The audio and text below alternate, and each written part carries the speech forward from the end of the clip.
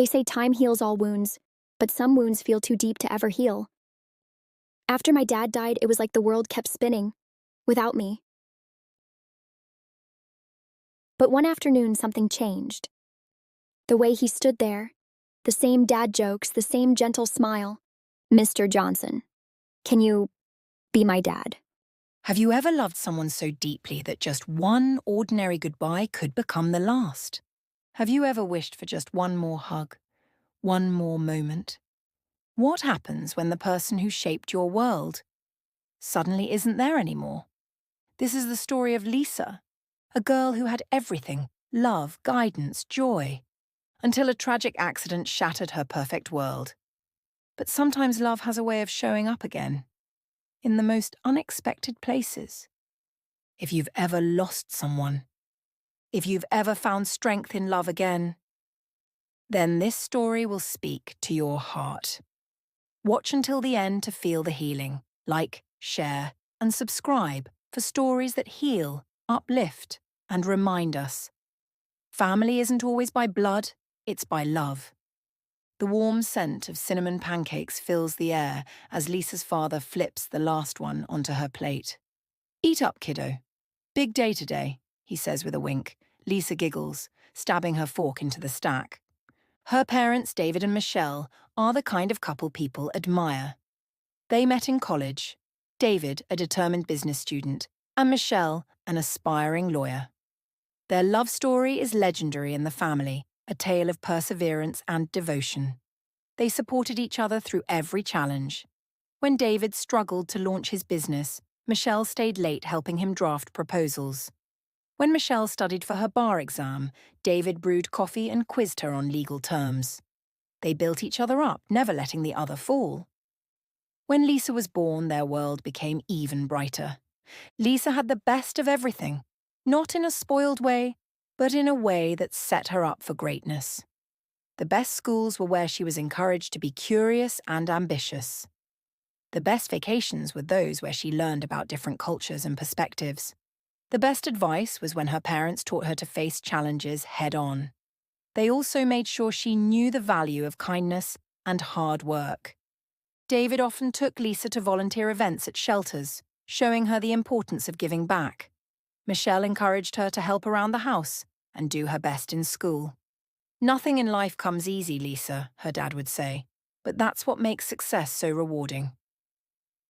Lisa wasn't just a girl who got good grades. She was a force of nature. Confident, driven, and deeply caring, she wanted to change the world. David worked tirelessly to provide for his family. His days started early, when he reviewed financial reports and strategized new business plans. He trained employees, ensuring that his company felt like a family. Despite his demanding job, he always made time for Lisa. He would call her during lunch breaks to check in, and no matter how late he worked, he made sure to be home for dinner. Then, everything shatters. It starts as an ordinary day. David kisses Michelle and Lisa goodbye before heading to work. The day is long but productive. At work, David dives into his tasks with relentless focus. He finalizes a significant contract that will bring new investors to his company, shakes hands with his team, and takes a deep breath. Progress. He spends part of the afternoon mentoring a young employee, offering guidance just as someone once did for him. By the end of the day, he feels satisfied as he shuts down his computer. As the sun sets, he drives home, eager to tell Lisa about a new business deal. But he never makes it. A terrible accident. A phone call that changes everything. The hospital is a blur of bright lights and hushed voices. Lisa grips her mother's hand as they walk down the sterile corridors. Doctors do everything they can. Days pass. Lisa sits beside her father's bed, holding his hand, whispering about school, pretending everything is fine. But it isn't. One fateful morning, his body gives up the fight. The world stops. Lisa screams into her pillow at night. She stares at her father's empty chair at the dinner table. Everything feels hollow, like a dream she can't wake up from. Her best friend Mia never leaves her side. Neither does Mia's father, Mr. Johnson. He has always been kind, the kind of dad who gives bear hugs and tells silly jokes that make Lisa laugh even when she doesn't want to. One afternoon, Lisa is walking near Mia's house when she spots Mr. Johnson tending to his car. She watches him for a moment.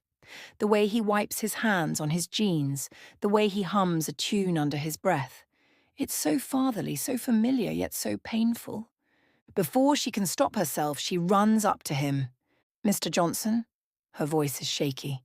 He looks up, smiling warmly. "Hey, Lisa, you okay?" She takes a deep breath, her heart pounding. "Can you be my dad?" For a moment, he just stares. Then he lets out a deep sigh, his eyes softening. He places a hand on her shoulder and smiles. "With all pleasure, Lisa." Lisa doesn't know whether to cry or laugh, so she does both. She jumps into his arms and he hugs her tightly, just like a dad should. Life changes after that. Mia squeals when she hears the news. "Oh my gosh, we're sisters now. This is the best thing ever." Lisa rolled her eyes but couldn't hide her grin.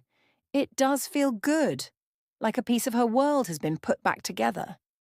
Mr. Johnson, no, her dad, starts showing up at all her school events just like before. He gives her pep talks, helps her with tough decisions, and even shares embarrassing dad jokes. One day, he takes her to the mall, determined to give her a dad and daughter shopping experience. "All right, what do cool teenage girls even buy these days?" he asks, squinting at a store display. Lisa bursts into laughter. "Dad, please don't say cool teenage girls ever again. But you are a cool teenage girl." She shakes her head, but her heart is light. Of course, things aren't always perfect. Adjusting isn't easy. Lisa sometimes worries that she's taking advantage of his kindness. She hesitates to ask him for things, afraid he'll feel obligated. One day she overhears a conversation between Mia and Mr. Johnson. "Dad, Lisa barely asks for anything. I think she feels guilty." "Lisa's family now," he replies firmly. "She doesn't need to ask. I'll always be there for her." Lisa's eyes well up. Maybe she does belong here. Time passes and Lisa thrives. She still misses her father every day, but she carries his lessons with her. And now she has another dad, one who stepped in when she needed him most.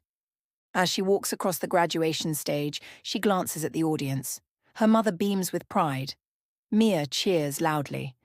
And right there, clapping the hardest, is Mr. Johnson, her dad. Lisa's heart swells. She's not just okay, she's happy.